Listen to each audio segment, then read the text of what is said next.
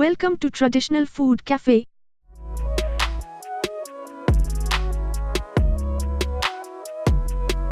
எலும்புகளை வலுவாக்கும் உளுந்தங்கஞ்சி செய்வது எப்படி என்று பார்ப்போம்.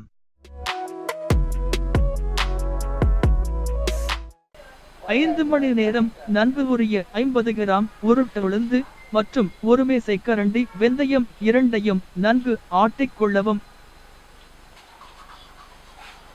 அதனுடன் 5 மணி நேரம் ஊறிய பச்சை அரிசி 100 கிராம், அரை கப் தேங்காய் துருவல், 4 ஏலக்காய் மற்றும் சிறிது உப்பு சேர்த்து நன்கு நைசாக ஆட்டி எடுத்துக் கொள்ளவும்.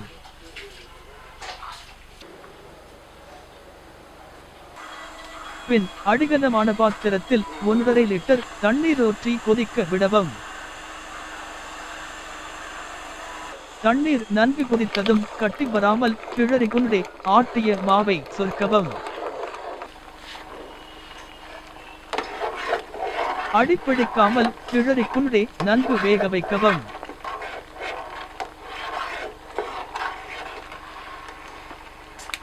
நன்கு வெந்ததும் சர்க்கரை 300 கிராம் சேர்த்து கிளறி கொதிக்க விட்டு இறக்கினால் ஆரோக்கியமான உளுந்தங்கஞ்சி தயார்.